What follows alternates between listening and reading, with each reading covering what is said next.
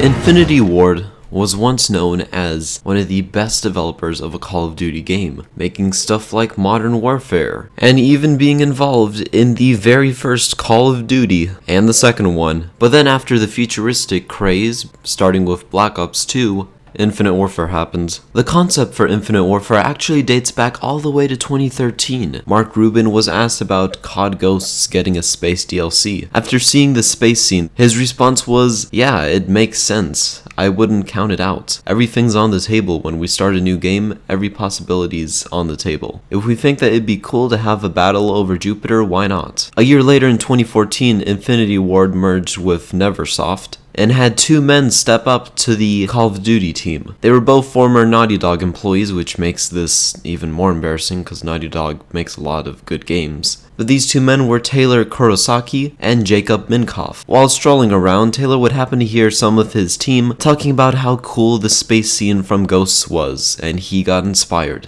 Taylor decided not to make a sequel to Ghosts and instead focus on a whole new thing. When Taylor requested this space idea to Infinity Ward, they actually didn't really like the idea because they wanted to be more military based and not sci-fi. So what did Taylor do? He mixed some modern day technology with space. On a scientific standpoint, it makes no sense because you can't shoot a gun in space because there's no oxygen and stuff can't explode in space. But whatever, it happens in Star Wars. Infinity Ward claimed that they wanted a strong story to go with the game and wanted a sub-series franchise potentially in the future. So yeah, there may have been an Infinite Warfare 2. 2015, Mark Rubin resigned for some reason. On April 26th of 2016, the PlayStation Store accidentally leaked the name for the new Call of Duty called Infinite Warfare. The trailer for Infinite Warfare dropped, and at first it was doing decent for a couple of hours, but by the time night hit, it had over 600,000 dislikes. As of now, it has 3.6 million dislikes. And the day after Infinite Warfare's trailer's release, this is what Mr. Taylor had to say himself. And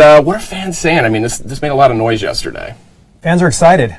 Fans are super excited. I've never seen a response this big and this amazing, and I think they're curious to hear more. Definitely off to a good start. Making it the second most disliked video of all time. Even though Logan Paul has ranked up more videos in his apology video than Infinite Warfare's trailer, Infinite Warfare has more dislikes than Logan Paul. The total sales for Infinite Warfare as of now are at almost 12 million, which to a lot of people may seem like a lot, but for Call of Duty sales that is really low. By the end of 2016, Sledgehammer Games realized that they struck real gold, and they got extremely excited. You could low-key see the dollar bags in their eyes, because they knew that they were at the right time at the right place. On February 10th, Infinity Ward would reveal that they laid off about 20 employees due to how bad Infinite Warfare sales were, in other words, how bad the game was. And then later on, World War II would be announced, and the Call of Duty brand was back to not being hated because EA would step up to the podium and mess up this time. There are a lot of people that believe that World War II was made because Infinite Warfare failed,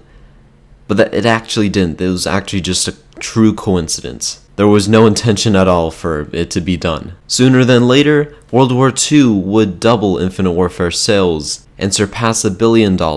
So why Infinite Warfare if it's been done for a few years? Black Ops 2 was the first one to do it and it did really well, and Advanced Warfare did really well. It also grossed $1 billion around the same time span that World War II would, so why was Infinite Warfare hated? Well, for one, this one focused extremely and highly on the space aspect, and sometimes the best of both worlds doesn't necessarily work well, and this is a perfect example. Just like if you put half your body in a pool, I can't really imagine you doing that. And I mean, instead of dipping your toe, try dipping your entire leg up to your waist. I dare you. That's basically what Infinity Ward did, and they fell right into the pool, because this looks extremely sci-fi. Infinity Ward failed at the first thing that they wanted to keep. The only thing that they got right, because it's supposed to be sci-fi and not military grade based mostly, was the zombies. That felt pretty Call of Duty. There also seems to be the issue of the man himself, Taylor. Fans are excited. Maybe he should listen more to the customers. Hopefully Infinity Ward learned from their mistake and the next Call of Duty they make, if they're even going to be allowed to make one, will be better. Thank you guys for watching, and I will see you in the next one.